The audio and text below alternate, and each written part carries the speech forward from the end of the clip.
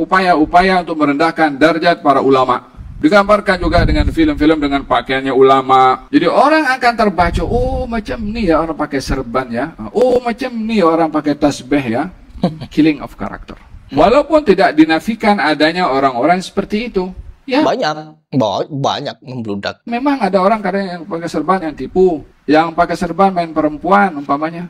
Yang pakai tie main perempuan ada juga. Yang pakai coach main perempuan pun juga ada juga. Tapi orang yang Anda sebut Bapak Habib, orang pakai jas main perempuan, orang pakai dasi main perempuan, mereka tidak mengembel-embeli dengan agama. Yang sangat berbahaya adalah mereka yang mengembel-embeli dengan agama tapi menipu umat. Diam sejenak, melotot ke sana matanya, habis itu melihat ke atas.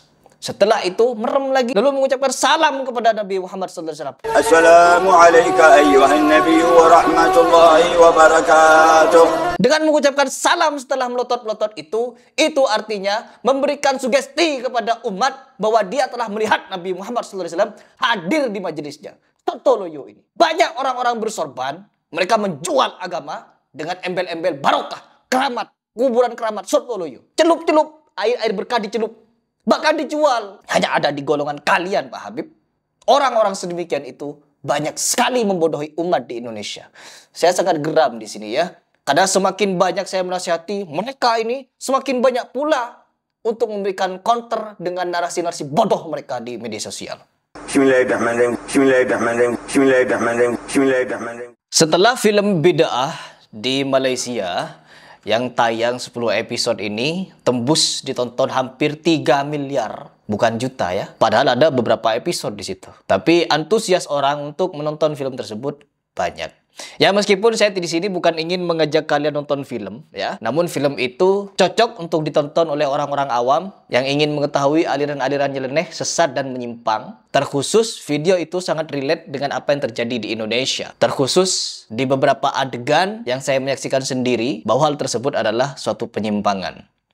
Walid ya. Mungkin sebenarnya mau ditujukan kepada wali gitu ya. Wali fulan, wali fulan. Cuma ditambah D biar terpatri seperti itu. Dan sekarang teman-teman, kenapa di Indonesia sendiri setelah tayang video ini viral di jagat media maya, ada beberapa kalangan yang memberikan penentangan, mengecam dan lain sebagainya. Sampai-sampai salah satu Habib awalnya ketika saya pertama kali mereaction video ini, banyak yang nonton, banyak juga yang mereaksi, dan di samping itu juga ada orang dari Malaysia, Muhib bin Habib, juga mengatakan mengecam film tersebut karena menggunakan pakaian ulama-ulama Hadramaut. Biar kalian tahu. Dan sekarang teman-teman, kecaman ini juga sampai kepada orang-orang di Indonesia yang terkhusus di Aceh. Kenapa di Aceh? Padahal yang banyak seperti ini adalah di Jawa. Ada Mama Gufron, ada Samsudin, ada Gus-Gusan, ada Bib-Bipan yang sedemikian rupa Sontoloyo, yang dimana kita bisa menyaksikan banyak oknum-oknumnya yang saya sebut-sebut tadi. Jangankan kakinya dicium,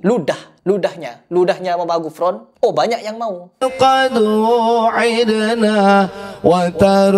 Sontoloyo memang. Dan bekas kaki, gak usah kakinya nih, bekas kakinya Habaib dicium Sontoloyo, nyosor-nyosor santri-santri itu.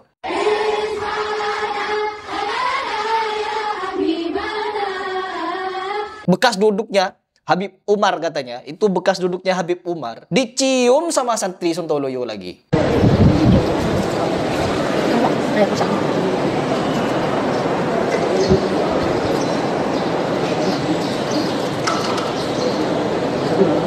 Banyak sekali kesontoloyoan ajaran di Indonesia yang relate dengan film Bid'ah itu. Dan sekarang teman-teman saya ingin mengajak kalian menyimak beberapa video pernyataan dari Laskar Aswaja katanya. Laskar Aswaja yang ada di Aceh. Dan ada juga beberapa tokoh termasuk Habib. Ada satu Habib memberikan kecaman terhadap film yang bergenre seperti Bid'ah itu. Coba kita langsung ke video. Nah ini saya posting sendiri di Instagram saya teman-teman bahwa Laskar Aswaja Aceh mengecam film Bid'ah, menyesatkan dan mencemarkan Islam.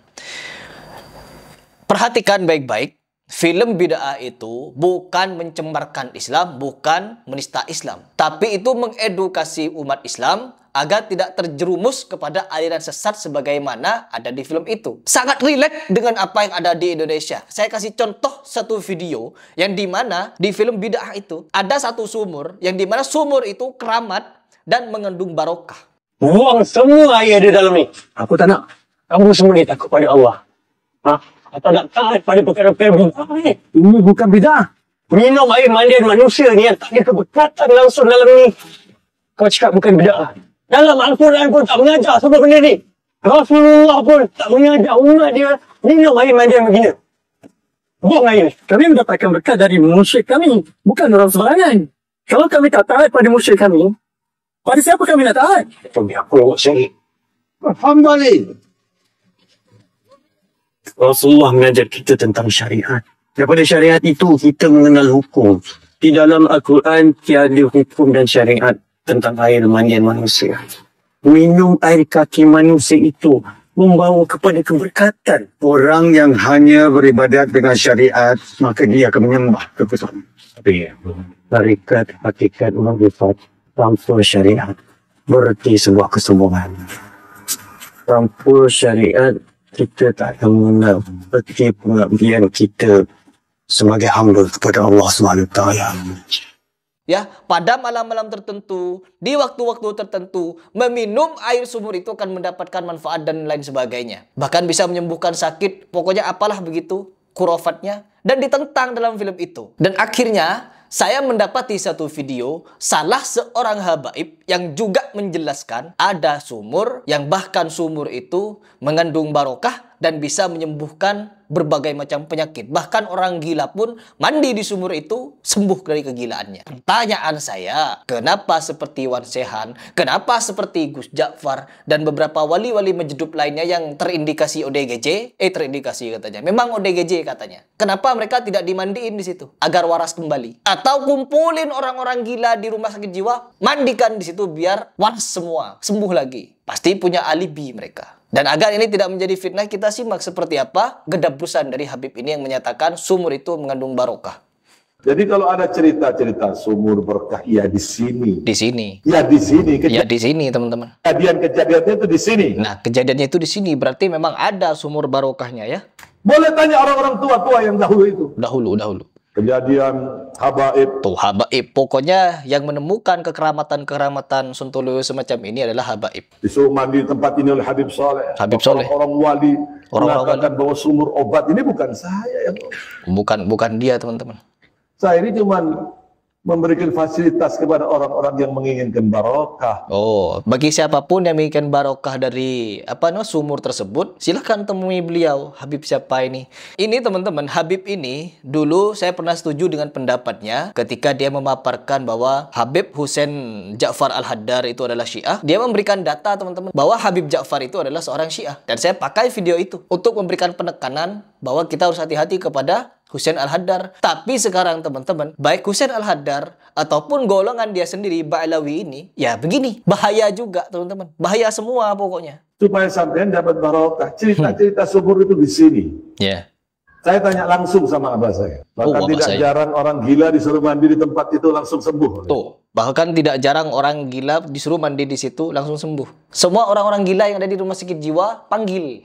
Ya. Bawa pakai bis, mandikan di sumur itu. Kira-kira salah satu di antara mereka ada gak yang waras setelah mandi? Atau cari orang-orang gila yang ada di pinggir jalan, ya, mandikan di sumur tersebut. Kira-kira dari 10 orang gila, adakah salah satunya yang sembuh?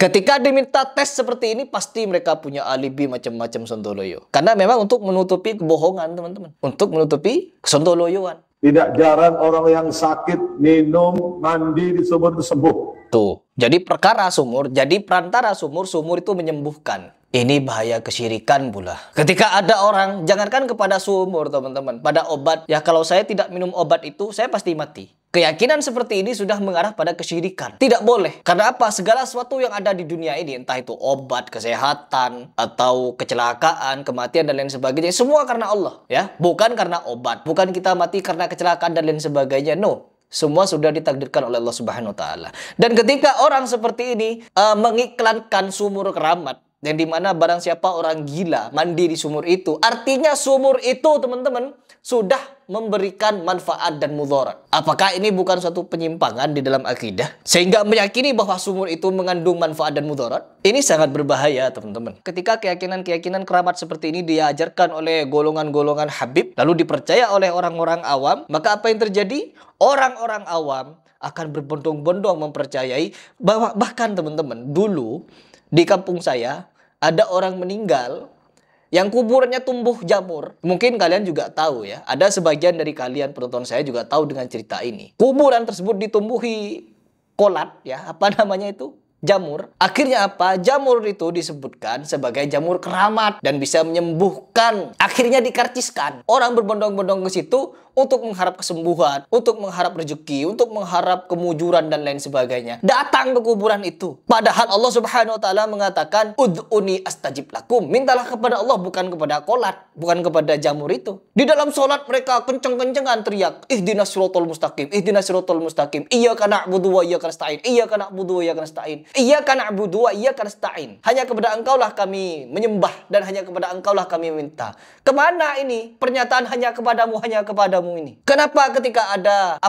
kabar-kabar burung seperti itu, kolat-kolat keramat, jamur-jamur keramat, apalagi kemarin batunya ponari, itu kesontoloyoan pula itu ketika ada orang mengiklankan bahwa batu-batu itu bisa mengabulkan hajat dan lain sebagainya, menyembuhkan lah. Kemana ini penggiringan akidah? Sampai-sampai orang yang dikatakan zuriyah Nabi, ini orang zuriyah Nabi katanya ya. Kita tadi membahas masalah bid'ah karena relate dengan apa yang ada di Indonesia. Apa iya sutradara yang memfilmkan film bid'ah itu sudah meriset apa yang ada di Indonesia? Karena sangat relate yang ada di Indonesia. Banyak orang Indonesia yang tersinggung dengan film itu. Karena sangat relate teman-teman.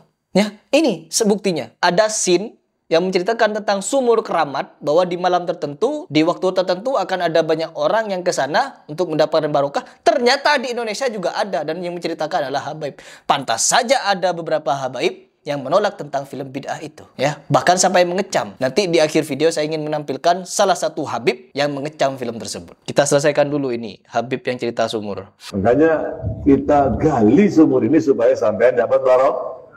Paham tidak? Paham tidak?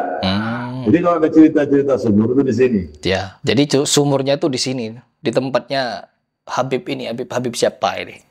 Habib siapa ini? Pokoknya nggak tahu saya. Sebagai penutup, coba kita simak satu Habib, jadi mana dia itu tersinggung sekali sepertinya dengan film bid'ah ini. Langsung saja video. Upaya-upaya untuk merendahkan derajat para ulama. Digambarkan juga dengan film-film dengan pakaiannya ulama, ya kan? Kemudian perangainya ifrit, yang perempuan, macam-macam. Jadi orang akan terbaca, oh macam ni ya orang pakai serban ya, oh macam ni orang pakai tasbih ya. Killing of character.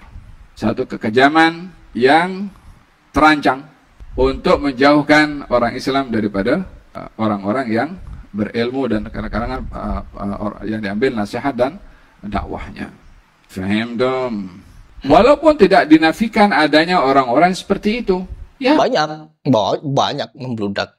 Memang ada orang kadang yang pakai serban yang tipu, yang pakai serban main perempuan umpamanya, yang pakai tie main perempuan ada juga, yang pakai coach main perempuan pun juga ada juga. Tapi orang yang Anda sebut Bapak Habib, orang pakai jas main perempuan, orang pakai dasi main perempuan, mereka tidak mengembel-embeli dengan agama.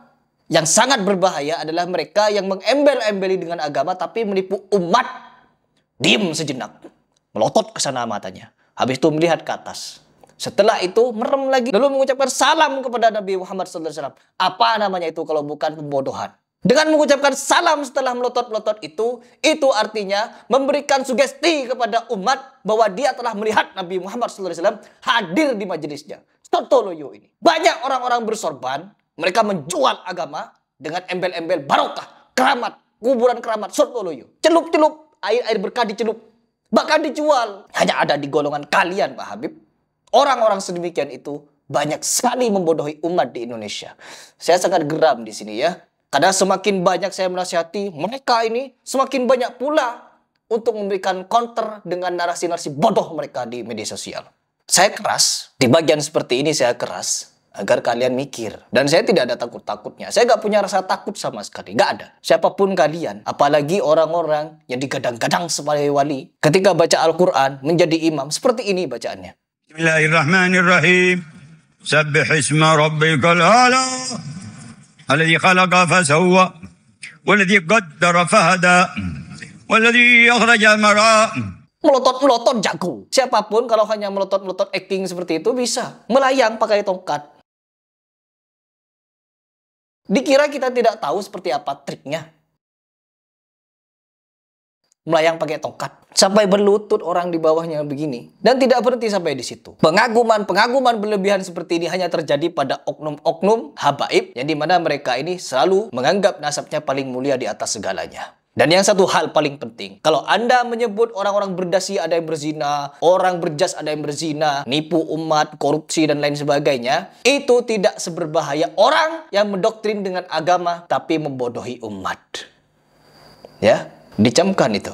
Lanjut dulu. Kenapa tak ditunjukkan juga kalau pakai tas, pakai coat? Oh, ini macam itulah. Hanya orang pakai baju agama saja yang. Iya, karena banyak penipu di dalam berkedok agama. Banyak. Faham dong? Oke, teman-teman. Jadi begitu tanggapan dari Habib ini. Saya pribadi tidak mengajak kalian untuk membenarkan film atau nonton-nonton film, apalagi film-film yang membuka aurat. Dan terkhusus di film itu, saya paham bahwa film tersebut bukan diproduksi. Perhatikan baik-baik, film tersebut bukan diproduksi oleh orang-orang Salafi yang kalian tuduh-tuduh Wahabi itu. Film tersebut diproduksi oleh orang di luar faham itu. Karena orang-orang Salafi tidak membenarkan kita untuk nonton-nonton film, apalagi ada musiknya dan lain sebagainya. Namun, di dalam kemasan tersebut, isi dan tujuannya mungkin membidik orang-orang awam agar tidak terjerumus kepada faham-faham menyesatkan seperti itu. Dan terlepas dari itu semua, pendapat saya terhadap protes-protesan dari Laskar Al-Waja, dari Habib Fulan, ini tidak lain tidak bukan mereka tersinggung, teman-teman. Tersinggung mereka. Sedangkan orang-orang yang bersorban juga tapi tidak melakukan hal tersebut, ya tidak akan tersinggung. Karena bukan saya pelakunya. Yang tersinggung adalah mereka para pelaku. Perhatikan baik-baik. Ketika kemarin heboh tentang kuburan-kuburan keramat, orang yang paling tersinggung adalah kelompok Habib Lutfi.